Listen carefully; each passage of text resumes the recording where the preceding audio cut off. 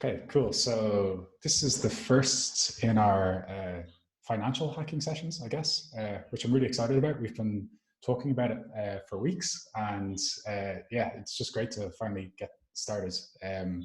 So yeah, I think it's like how this came about was I was chatting to Greg in Kernel, and also met Christian through Kernel as well. And you guys are working on DeFi projects, and you also had some ideas for interesting data science models and things like that. And so we thought it would be really interesting to like just put our minds together to see like what can we build. And we've already run a series of hacking sessions, and we did a proof of concept for like generative art algorithms, and the format worked pretty well. So I guess for the first like 2 weeks or something, we didn't do any coding. We were just trying to map out the problem, figure out like what's a good first problem to solve as a proof of concept. And so like maybe something similar will happen. So we could do that for like a couple of weeks. And then at some stage, maybe we can map out a problem that we think we can solve using data science. We'll like do some model training, some like coding in the hacking sessions. And then at the end, maybe we can publish the algorithm on the Ocean Marketplace, for example, and share ownership of, and we've also been looking at that a bit. So what we're going to do for the generative model is launch a DAO, basically. And then the members of that DAO will be the contributors. And then we can actually publish the algorithm through that DAO. And so hopefully by the time we get there, we'll have done this once before and know what we're doing, I suppose. So yeah, I guess with that, maybe we could do like a round of introductions just for people who don't know each other. So I'm Richard. I'm the founder of Algovera. My background is in machine learning and data science. And so I worked in tech companies for a few years. And then I just quit about a month ago now to go full-time in Web3. And what we're trying to do is basically to empower data scientists to work on their own projects and kind of cut out the middleman, which is this tech company that, you know, takes ownership of all of your ideas. And yeah, that's about it. So maybe I'll pass to Greg. Sure. Well, hello, I'm Greg, co-founder of Window Finance. So we're a brand new Web3 company. So our mission is to bring the world of DeFi and crypto in general, digital assets, to institutions. And the reason why we want to do that is that we believe that the amounts of capital that institutions can put into the space will improve, will fund any sorts of cool projects and cool things happening in the space. So we think it's going to be in a turbo boost for the industry. For the past couple of months, we've been building some prototypes and tools to be able to understand more deeply DeFi strategies and strategies specifically that we think would be of interest to institutions, kind of like a gateway drug into the world of crypto. And maybe if I could pass the ball to Christian. Sure, thanks, Greg. Yeah, so my name's Christian. I, similar to Richard, 3 months ago, left the Web2 worlds for the Web3 world. So I co-founded a company called Component, or Component.fi. And I'm about to do a public announcement for our first product during this call, probably, because it's been delayed. It's supposed to be earlier. So exciting stuff there. My background, like educationally, in the beginning of my career was math and data science. But the previous company I was at, I kind of moved more towards product and strategy. Probably just a product of the company growing really fast. And yeah, at Component, so I'll give a brief intro of Component. We're a data-driven company that is working towards the goal of making DeFi investment strategies across various protocols, chains, and L2s simpler using an optimized first approach. So that's really the mission that we're building on with Component. And of course, Kernel. That's how I met Greg, Richard, through Kernel. And I'll pass it on to Iago. Is that how you pronounce it, Iago? Yeah, Iago. Oh, it's Iago. Sorry, I thought you said Iago. Similar. All right, go ahead. Okay, my name is Iago. I'm also working with Greg at the Window Finance project. My background is electrical engineering. I'm still a grad, but I have been working with DeFi and Web3 for a short period of time. Greg invited me a few months ago, and it's honestly been a crazy ride. I really like the data science and machine learning and AI field, and I've trying to get more and more learning since I've got it in DeFi. So it's been great, and I'm very excited for the future and to be part of a project like Algovera.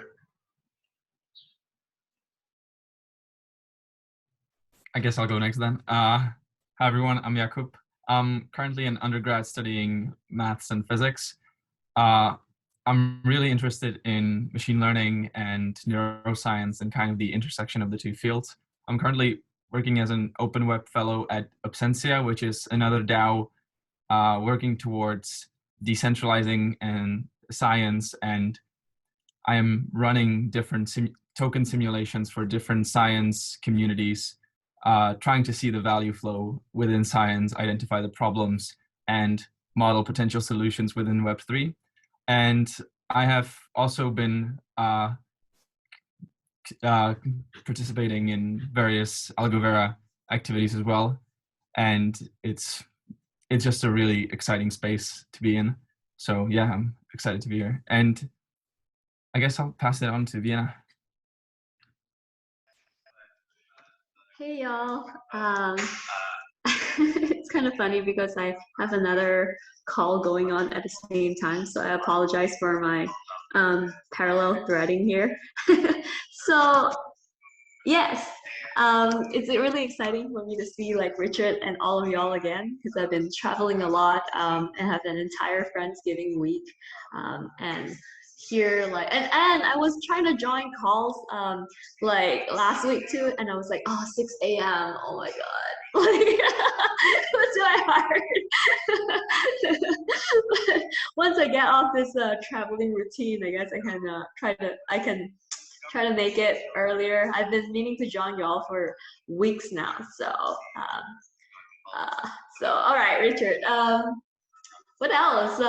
It's hard to describe what the things I'm interested in, but I will just say that in general, like, how might we see the culture, condition, and vibes for like collective intelligence, for public goods type of stuff. Like, you know, I came from a background of first like working on electoral reform, and then looking into crypto like a good decade ago, trying to use that to fix whatever systems we have.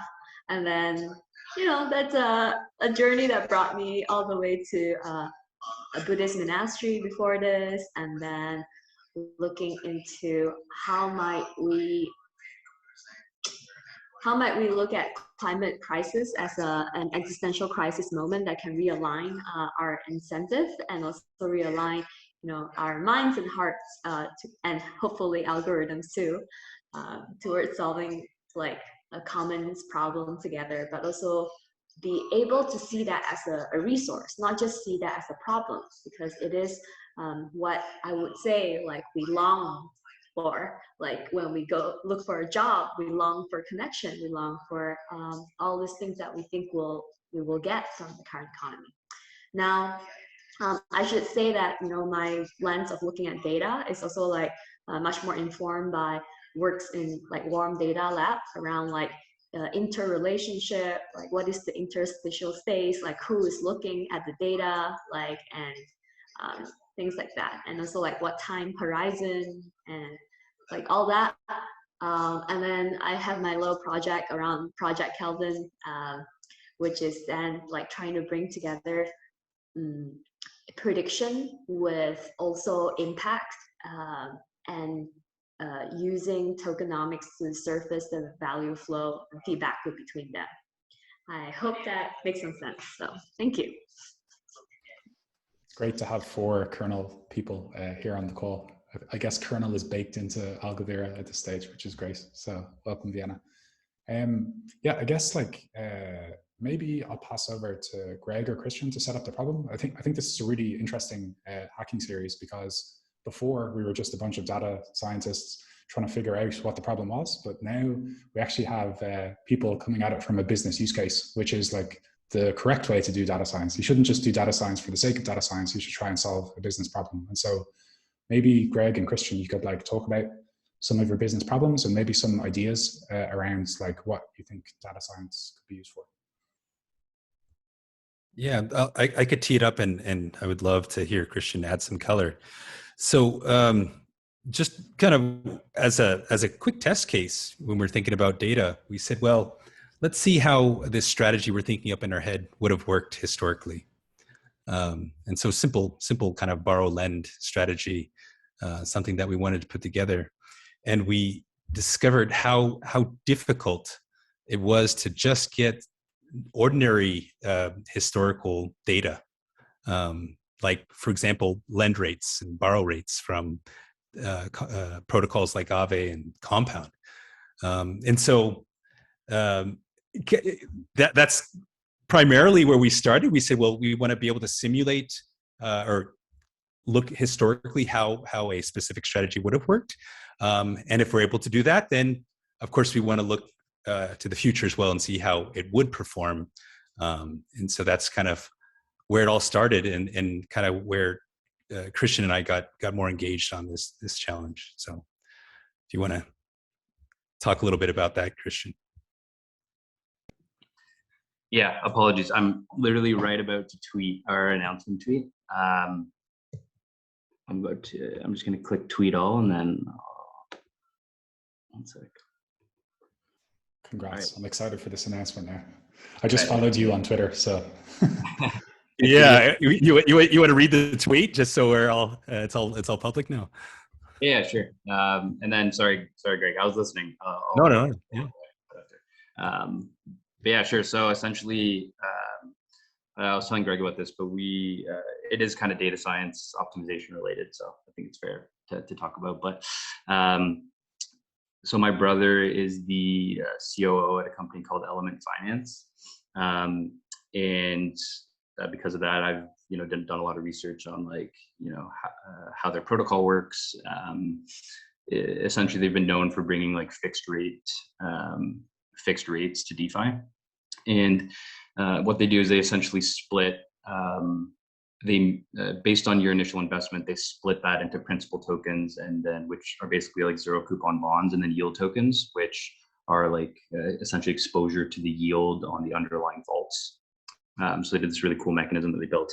And there's this thing called yield token compounding, which allows you to recursively mint these principal tokens and these yield tokens, sell the principal tokens, then do the whole thing again. So you're accruing all of these yield tokens, which basically allows you, like, for example, with like 10,000, say 10,000 USD, you're able to get exposure to $150,000 of yield in a year in vault, for example, by like accruing all of these yield tokens.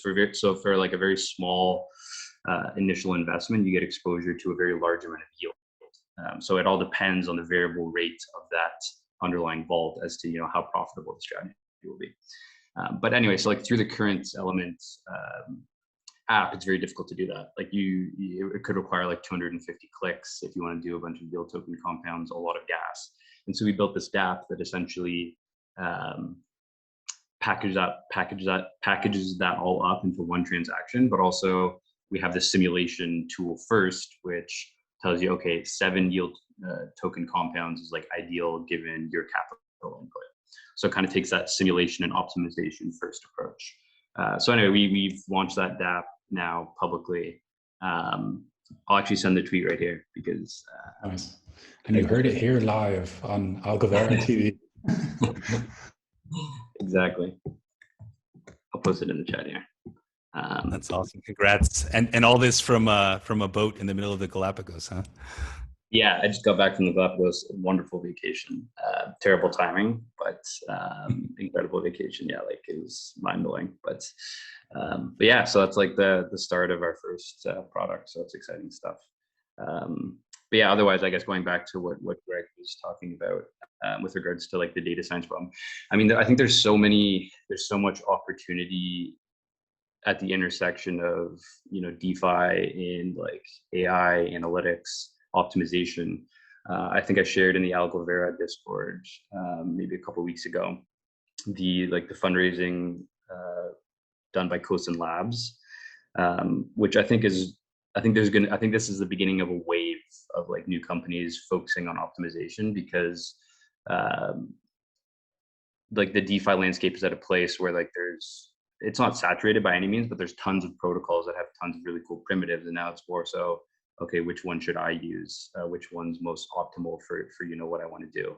So I think there's going to be a wave of optimization in ML that's going to be focusing on that. Cosin Labs is specifically focusing on the problem of now with Uniswap v3, like where you can choose like the range in which you want to provide liquidity. They're trying to make that ML driven because their thesis is that it's not really a human problem anymore; it's more of a machine problem.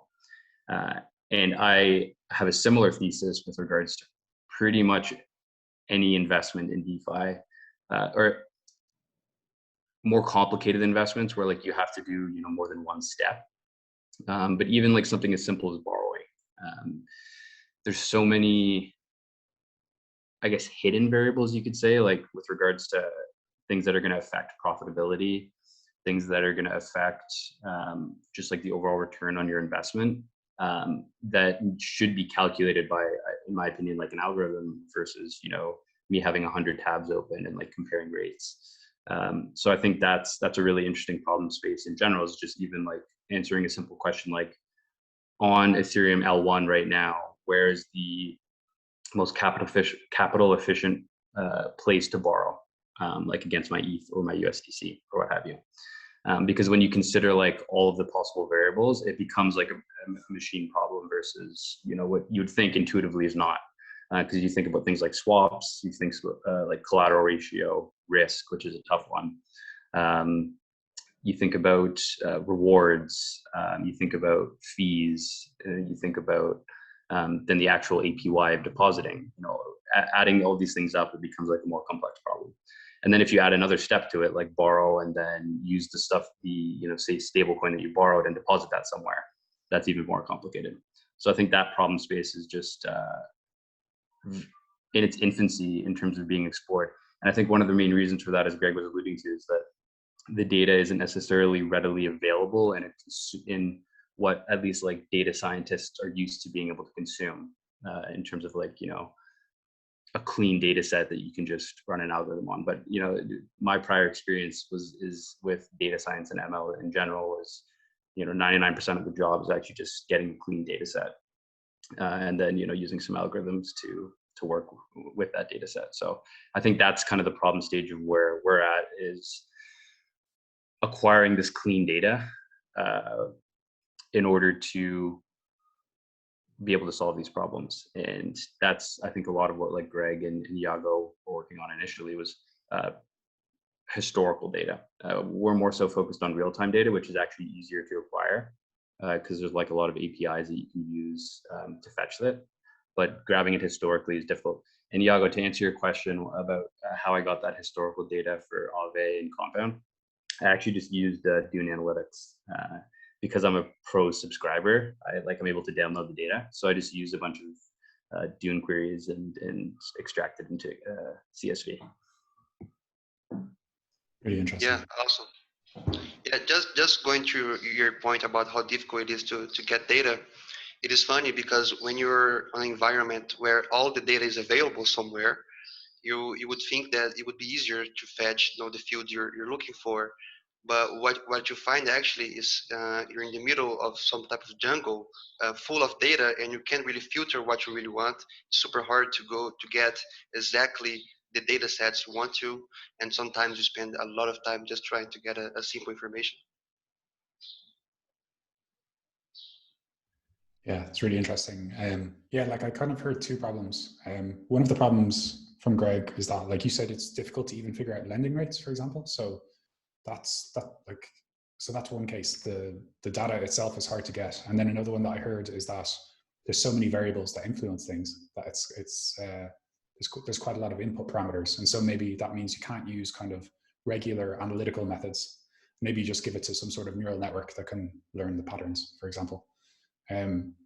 So do you think they're both of those problems are things that we can solve using data science? Okay, great, yeah.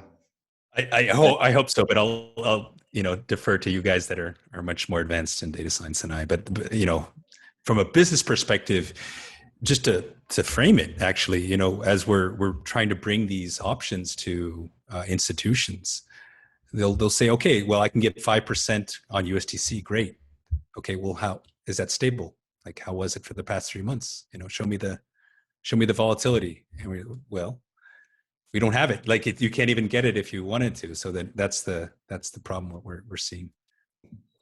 Yeah, I think one of the main problems around like specifically historical data / just grabbing data in general, if it's not like, I think the most elegant solution is to query the Ethereum blockchain directly, or like whatever blockchain you're talking about.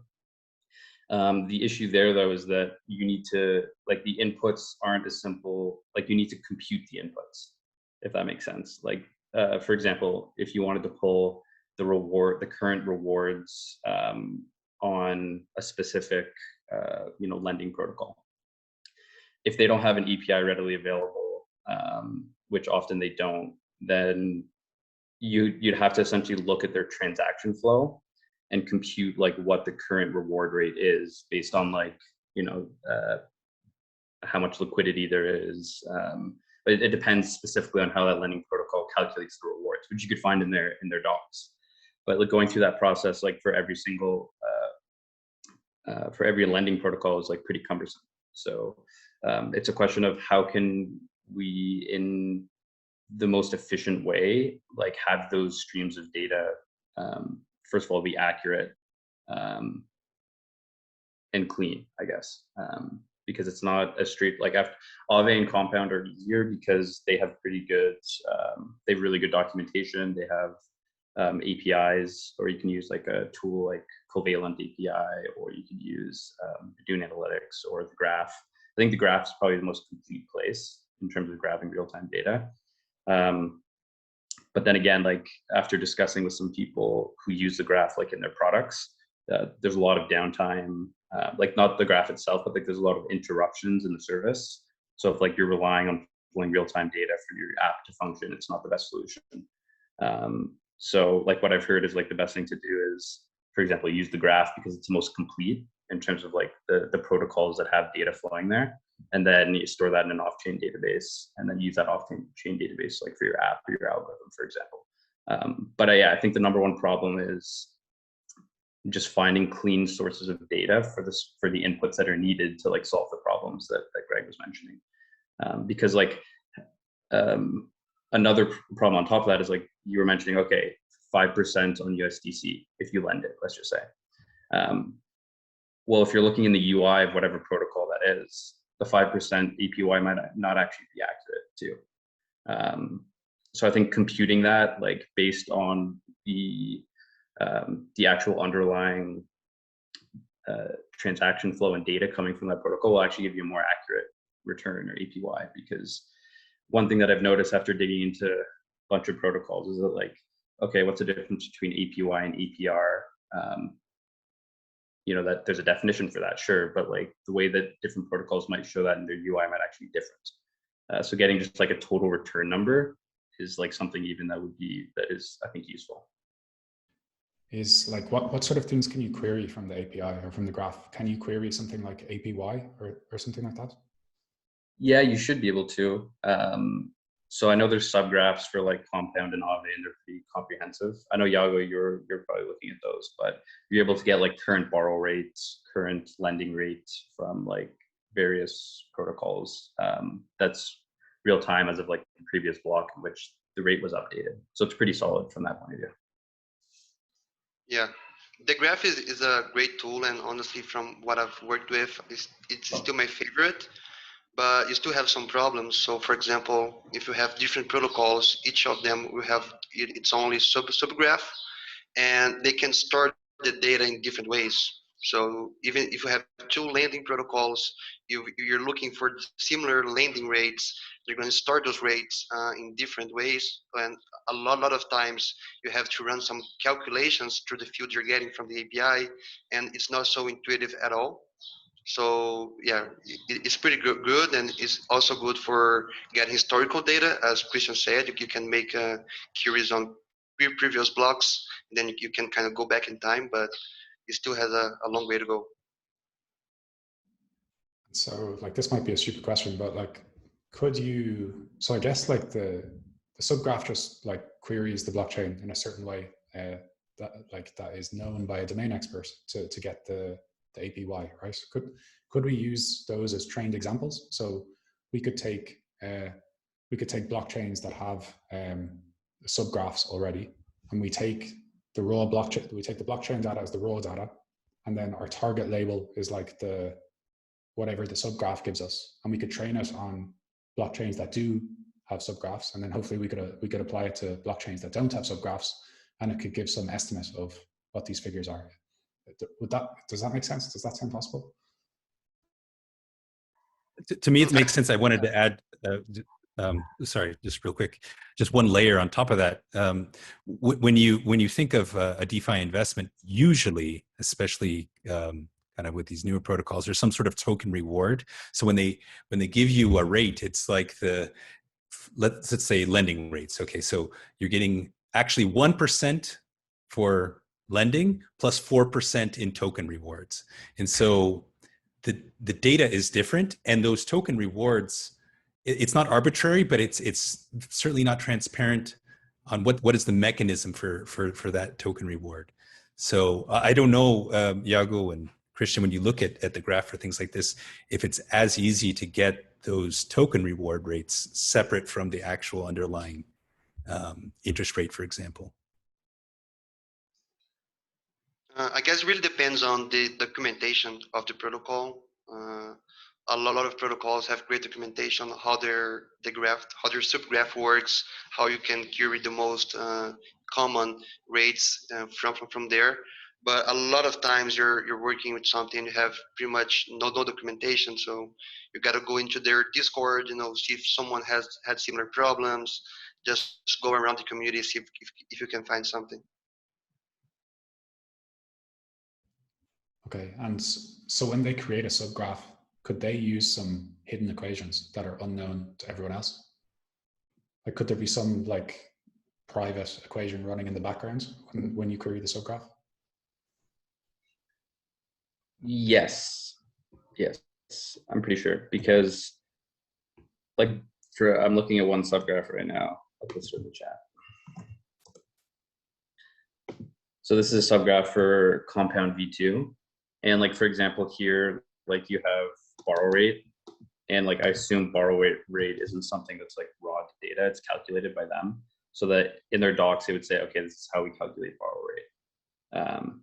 That being said, like pretty much every protocol is open source with regards to like how they compute things like this, especially because like in this case, it just would benefit them to show how they calculate everything so other people can, it makes it more composable.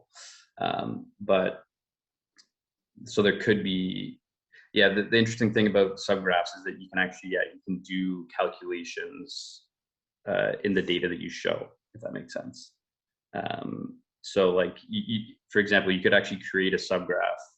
I had a conversation with someone from the graph a while back, and I believe what he said was that, say you wanted to surface the most optimal borrow rates across, 10 protocols, you could actually do those computations like within a subgraph, so that the data points in which are being surfaced in the subgraph are just the optimal borrowing rates.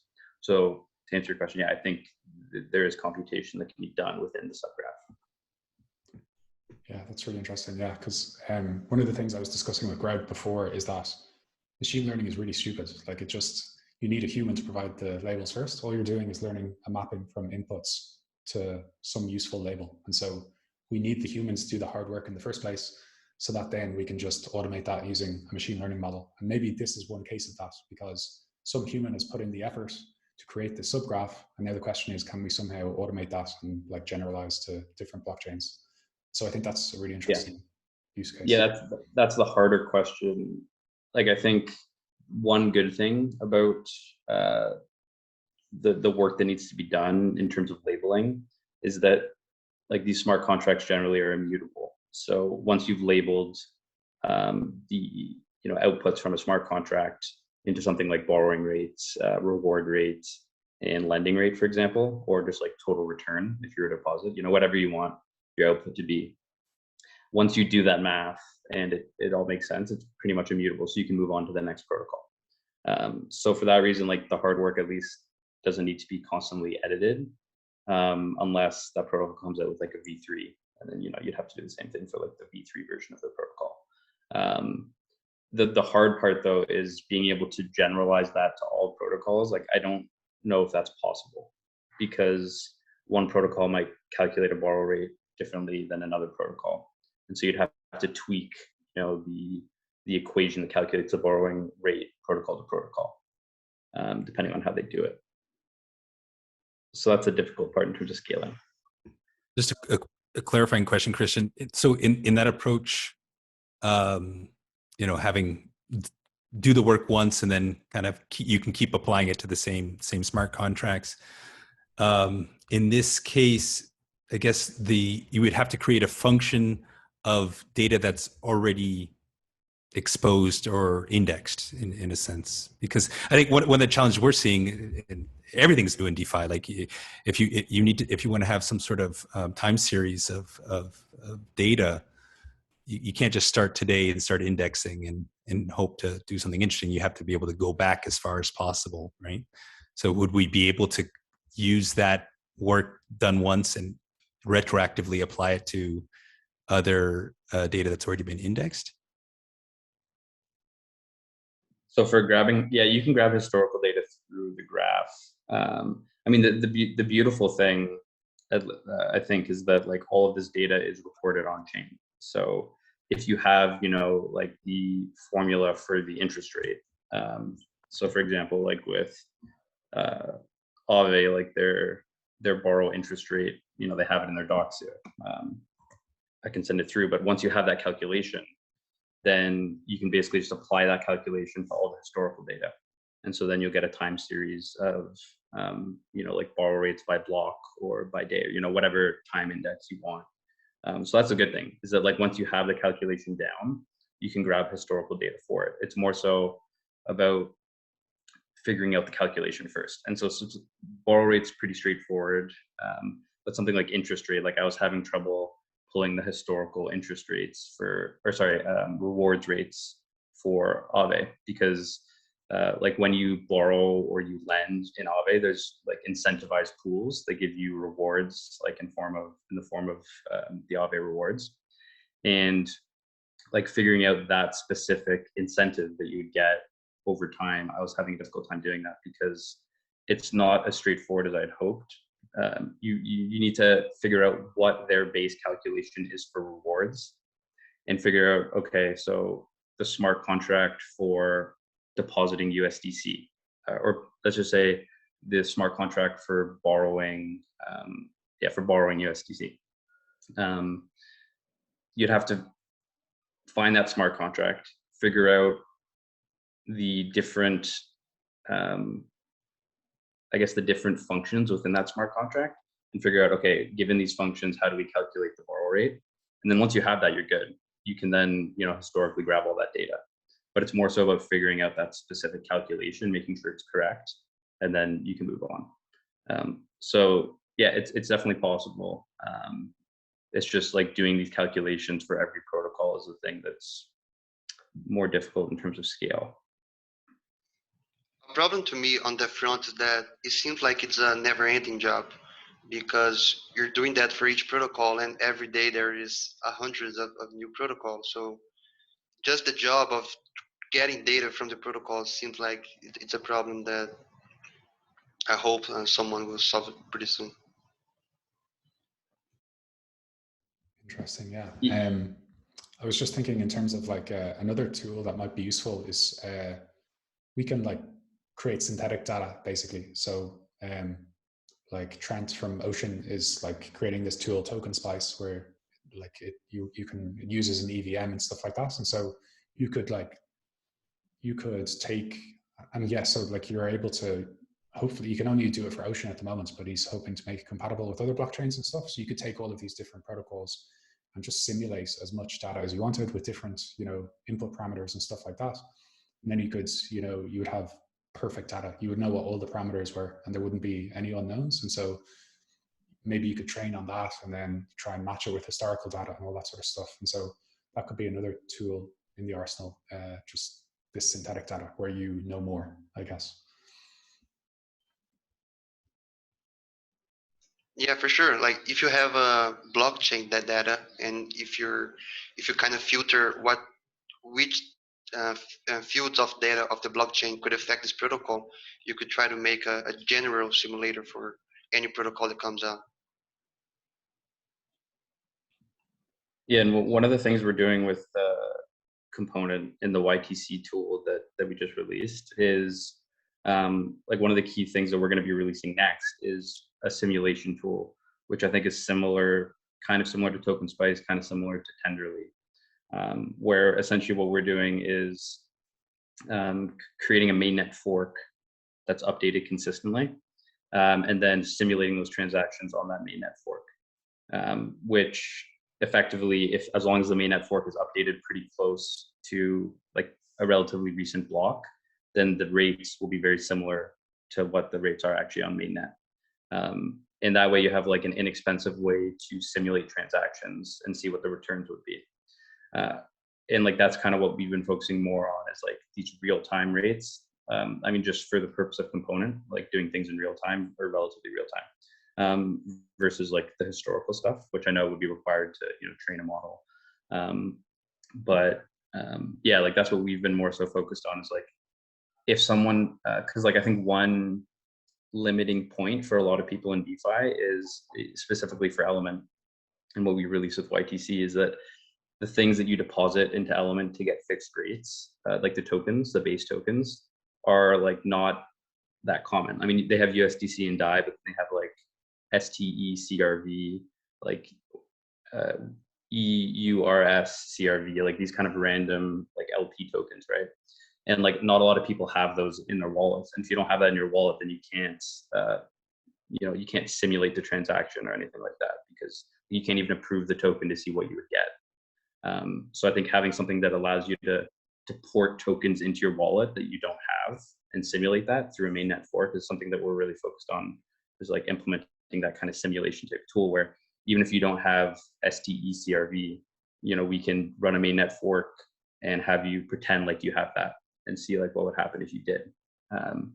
So I think there's like a real-time simulation play, which is I guess more of an optimization play because you don't need historical data. But then there's like also, the prediction aspect and the like training a model and all this, where you would need that historical data. But I guess regardless of if you're doing it in real time or historically, you'll just need to have that base calculation that we were mentioning, which you'd have to figure out protocol to protocol. And all in all, I think that is the limiting factor, is there's not one set of, everything's composable for sure, but everyone does the composability differently, right? So like one thing that I was thinking about, and this is like a much bigger project, but if you think about how the graph works, like where they have, indexers, I'm not sure what the exact names are for like all of the parts that work like for consensus, but say you had this system, like Iago was mentioning, that's kind of like a never ending thing where you have to make the calculations to then have that data be pulled into your data stream. If you were to outsource that to the community and like incentivize people to do those calculations on your behalf, like the behalf of the protocol, to make the protocol stronger, because there's more data points. I think that's, in my opinion, like that's one of the only ways you could really scale it. Like say that a new lending protocol called Let's Borrow pops up tomorrow. If someone was incentivized to make the calculations for like the borrow rate, the lending rate, the rewards rate, and then like connect that to, like whatever, I guess the database or the stream of data, make that available to the protocol, then, and they're incentivized in tokens or whatever it is. I think that would be an interesting way to scale it. Kind of like, think about how Zapper does it. Like Zapper, if you want to see, you know, like what the value of a current token or the value of a staking position or the value of an NFT, the only way that they're able to pull that in for the majority is like they have to add it in manually. And so people will essentially, like I think in the Zapper forums, they'll say, hey, like, can we add in STECRV, it's like staking positions. And then if that gets uploaded enough, then they'll add that in. And so it's kind of community sourced, but there's no incentivization mechanism as of right now. So in my mind, I think that's the only way that it works in terms of scaling it for everything. Interesting. Go ahead, Greg. Yeah, it's just kind of two quick thoughts. One is, you know, if we as a working group want to get something out the door that's helpful to a large number of people, I'm seeing kind of this convergence on what's interesting to a broader audience, and what I mean by that is, you know, the big institutions that we're talking to, as well as kind of, you know, crypty newbies or normies or whatever, and that convergence seems to be around kind of stablecoin based, simple to understand types of investments. So could be as simple as just lending, you know, and so I don't think in the beginning we need to worry too much about being like a universally, you know, building something that would apply to any arbitrary protocol that comes out. I think we could build something useful just applying to USDC, for example, and Aave or Compound or one of the blue chips, and still cover a large audience. That's kind of one thought. So yeah, I'll leave it to that. I'll have another idea, but just want to hear you guys' thoughts on this. Yeah, I agree. And yeah, sorry, we kind of abstracted away from like finding a simple problem to solve. And I think there are definitely simple problems to solve. One example, like Greg, as you were saying, is, I mean, I think the best place to start is to follow the money. So like think about the protocols that have the most amount of money and what functions within those protocols are the ones that are accruing a lot of money. So let's just say that's borrowing. And then, yeah, look at like the biggest blue chip borrowing protocols and figure out what is the best borrowing rate over time for all of these blue chip protocols, and have something that shows what is the real time best borrowing rate, all variables considered for these blue chip protocols. And like, that's a good problem space, I think, to start with. And then maybe prediction. Yeah, is there like some variable that, even though lots of DeFi projects are completely different, tends to be the same across different DeFi projects? Would that be borrowing rate? And so could we just take a number of different DeFi projects, train on the raw data to predict the borrowing rate, which we get from the subgraph or the API or whatever? Would that tend to like change? Because I get your point, you know, like if I come from computer vision, and if I train an algorithm on images that are outside and then I test on images that are inside, of course it's not going to work because it's never seen that data before, right? And so I guess it's analogous in financial data, where if you train on a very particular type of DeFi company and then you try and test on a DeFi company that's never seen before, it's not going to know how to make that prediction, right? And so Yeah, is like borrowing rate, would that be like, is there some parameter that's kind of universal across all of them? so in my opinion, it shouldn't be borrowing rate, but it should be basically an amalgamation of all of these key variables, which are present in pretty much all protocols. So like say the actual variable, the target variable is like best deal, and it's like the lowest cost for borrowing. So say it's like lowest cost, that's the target variable. And then you'd have to essentially do something like, you know, borrowing rate, subtracted from rewards rate, subtracted from like a deposit APY, which is pretty much existent in all major protocols. So I think something like that would probably make the most sense, just like the total cost of borrowing and trying to minimize that, I guess. So we can calculate this total cost of borrowing from the API or the subgraph already? It's doable. it's doable. It's just the only thing that's not consistent is the calculation for total cost of borrowing might be different protocol to protocol. That being said, like we already know what that is, what that formula is for Aave and Compound. It's just like adding in Maker or Oasis Borrow, and then maybe adding in a couple other protocols. Just making sure that those calculations are correct. But once you have the calculations for total cost of borrowing, then you can pull the data back to as far back as those protocols go. Yeah, real quick, one quick question, Christian, and I really don't know the answer to this. You know, is it always deterministic what the rewards rate will be? I know it's hard to get it, but you know, for example, when you've got a protocol doing some kind of temporary campaign, or there's some sort of I don't know, protocol improvement proposition, and okay, so for the next 2 months we're gonna amp up the token rewards. Like, is there stuff kind of almost off chain that's also dictating what those rewards rates would be, or is it more deterministic? It's deterministic. At least it should be, because generally how a rewards rate, for example, is determined is like strictly through changes in like the liquidity of that protocol, the number of borrowers versus the number of lenders. Like if the number of lenders goes up and the number of borrowers goes down, that'll change your rewards. And it's all based on like the current amount of money in either of those. So like it's just a formula. Which is all on chain. So it is deterministic, yeah. Okay, cool. Unless like something gets passed through governance and then like a change gets made, but then that change would then be shown on chain.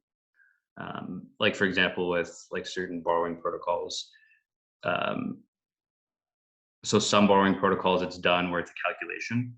So like based on the number of lenders and borrowers, like the rewards rate or the borrowing rate or the lending rate will change. Like it's just a mathematical formula. And then you have some protocols that will, say the borrowing rate's 1%. Then there'll be like a governance vote to say we should change that to like 1.1%. That being said, it'll still be the same variable that you'll be grabbing from that smart contract. It's just that governance will be the thing that changes the rate versus like a mathematical formula. But as long as you have the right calculation from the right smart contracts, it'll be deterministic. Cool. And just kind of building on that, as a data science problem, we would see like this step function at a certain period of time, and then how would we detect that, or how would we flag that there is something funky going on? Because the I guess the machine learning doesn't really know why it went from 1% to 1.1%. It just knows that it did, and it might. You know what I'm trying to get at? Yeah, that might be harder. Although I'm sure you could have flags in place, like if there's a significant change. But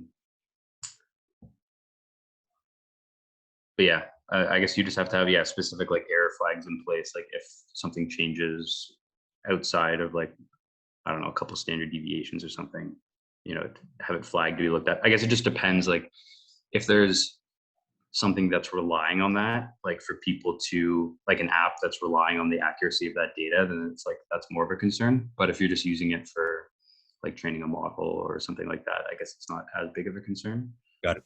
Yep. Yeah, I guess just like an outlier detection type thing. Cool. Yeah, like that sounds like a really interesting data set. Like, and that could be like, even without building the algorithm, it would be really cool to like build that data set and just, make it available on the ocean market or something like that. Like that could be really valuable in itself. Do you think like how many of these examples would you have? Could we come up with like 3 or 5 different examples where we could take these values and calculate whatever the total value parameter that you wanted, and so that would be the label, and then we'd have all of the raw data? Would that be possible? Yep, it should be possible. I was just gonna share my screen, but I don't think I can. I was just gonna show you like a specific. Here, I can show you. You can share now. Okay, so I was gonna show you like what a Dune query looks like, just to give you like an example of like the type of query that you need in order for this to work. Can you see my screen? It's just loading. Oh yeah, my face froze.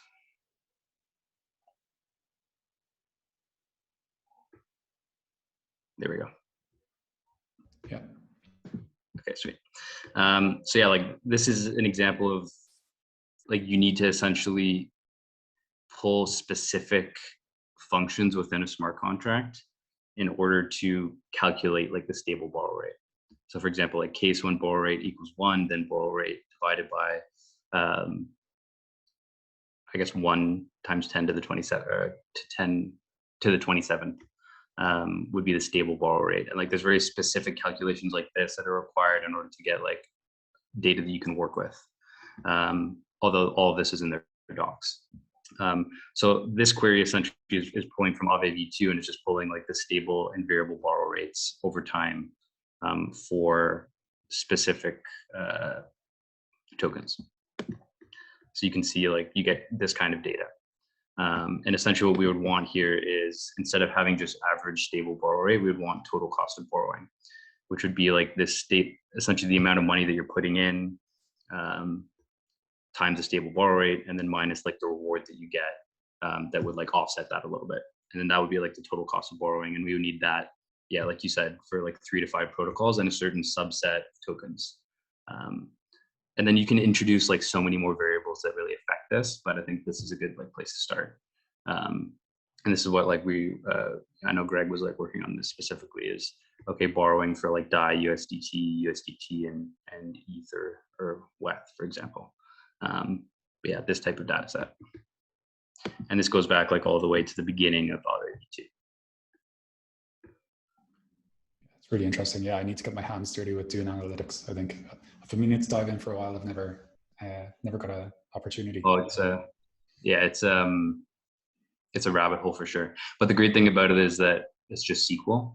And one thing that really clicked for me initially actually with this, because like just like the way that, because it's basically like the data sets here, like they're all available, Ethereum, XI, Polygon. Oh, they have Optimism now.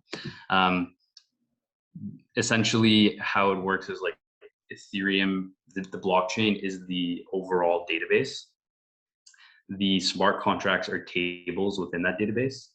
And then the functions within these smart contracts are essentially columns in that database.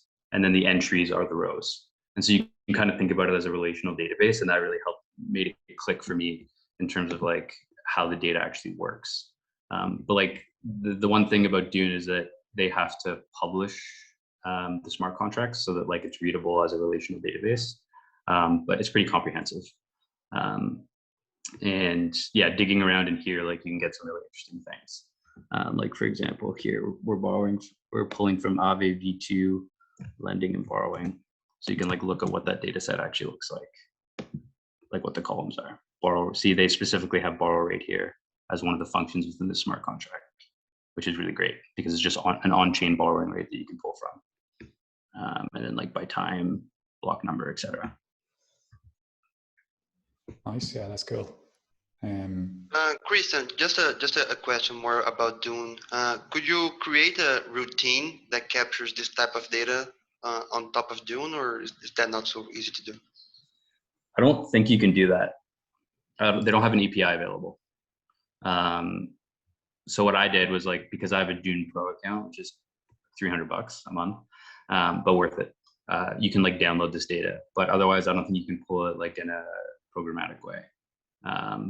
That being said, like the way that Dune was built and the way that Nansen was built is they basically created something that turns the Ethereum blockchain data into a relational database. Dune has like open source that, Nansen hasn't.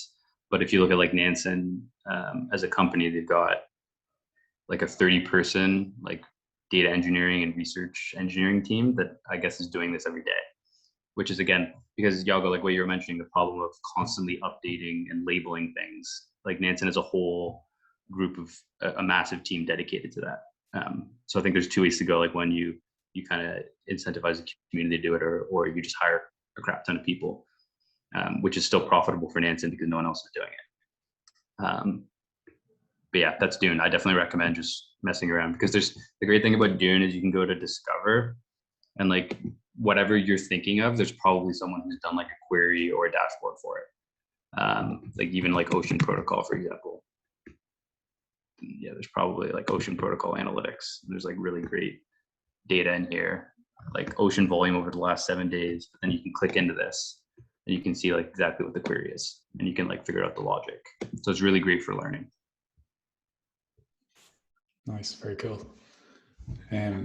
Yeah, so like, I guess, yeah, just to like sum up on the problem, I suppose. So we can create a labeled data set for 3 to 5 different protocols with this metric of interests, and then we train a model to on, let's say, 4 of those, and we withhold 1 for the test set and pretend that we don't know what the metric is. So we train on the 4 protocols to predict this metric, and then we run it on the final protocol, and hopefully we predict like a decent metric. And we can kind of do cross-fold validation. So we take like four protocols and test on 1, then we take a different 4 and test on 1, and we can kind of do this sort of stuff and see how well our model is working.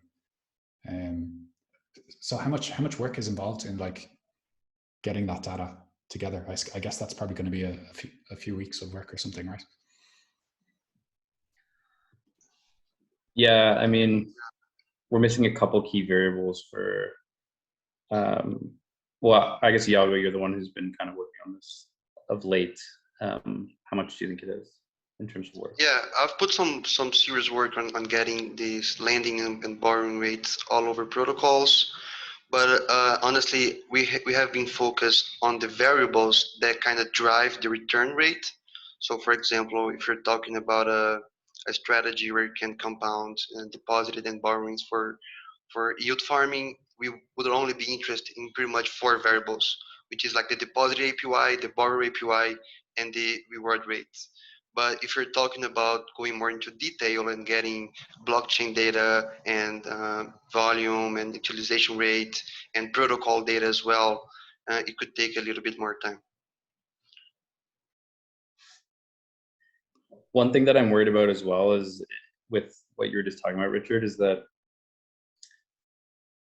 they're, I mean, maybe they're not, but I have a feeling they're kind of like mutually exclusive a little bit. Like the total borrowing cost of in Aave is like kind of mutually exclusive from that in Compound. Like they don't affect each other. I might be wrong though. There could be some interesting like interplay there, but I have a feeling that it's like kind of self-contained within each protocol. Yeah, it's a good point. There has to be some signal in the data. You know, if we like try to train on a model on the number of cats in the US to like something that's completely unrelated, obviously you're not going to be able to train that model. And so, yeah, hopefully there's enough signal in that data that like the model can latch onto and use it to predict. But I guess, yeah, it's possible that it's not possible to do this as well, right?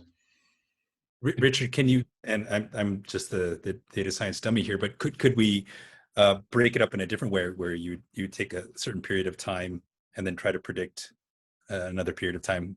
Because I think actually that for us would be more useful because kind of having predictability in some sort of stable borrow rates is the base of any sort of financial strategy. So yeah. Maybe you could zoom in on 1 or 2 and then just chop it up time wise. Like time series prediction more, right? Yes. Yeah, exactly. For the same variables. Yeah. You know, I think that yeah. I mean, I think what Iago is alluding to is there might be kind of some outside factors that really influence the rates. Like, you know, there's this kind of how much borrowing activity is there and you know, collateral rates and this type of thing.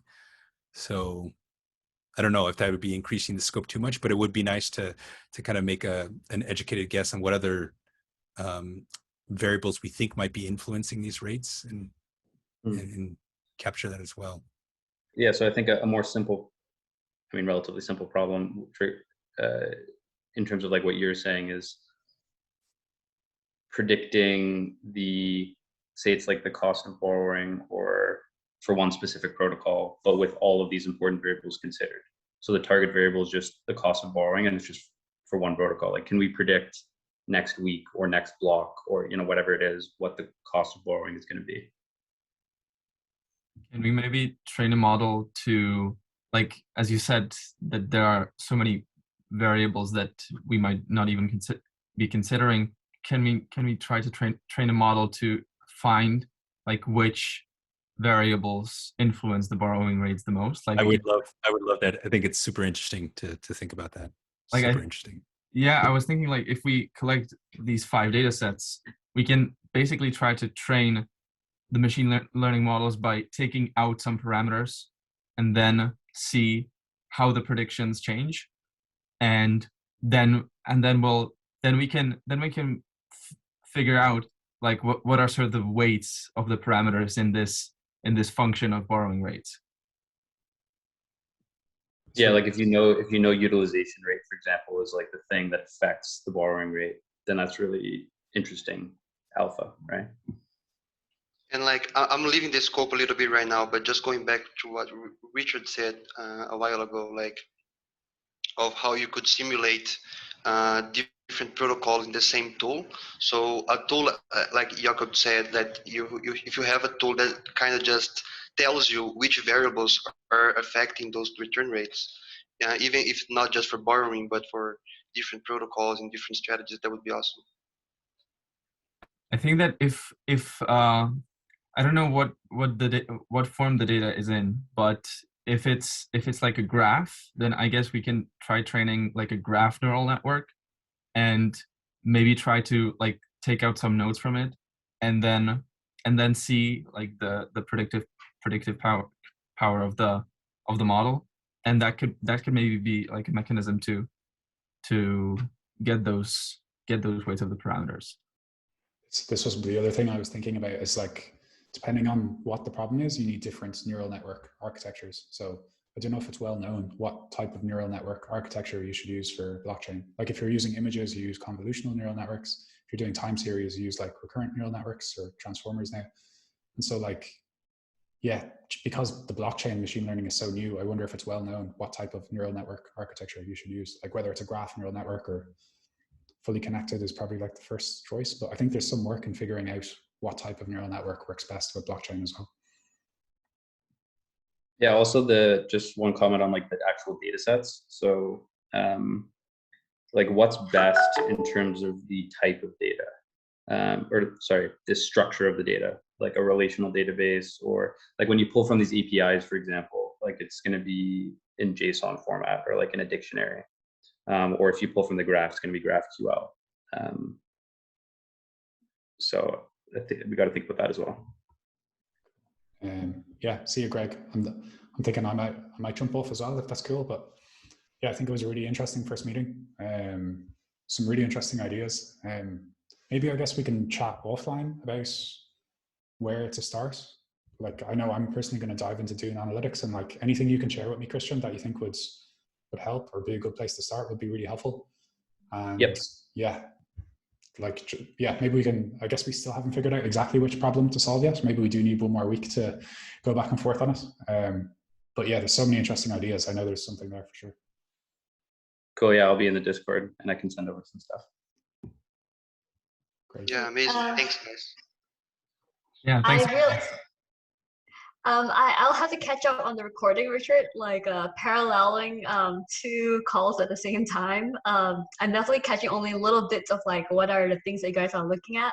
But it seems like you guys are trying to find like, rates, borrowing, like find variables that are able to get higher borrowing rates. Is that what you guys are on? We're trying to like predict the borrowing rates based on like raw blockchain data, I guess, was one idea, because that's quite a hard thing to get unless a human has processed it. So, but yeah, it's recorded anyway. So. Okay, great. Yeah. Thanks.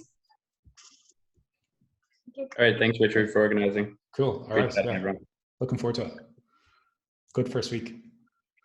Great first week. Everyone. Bye, guys.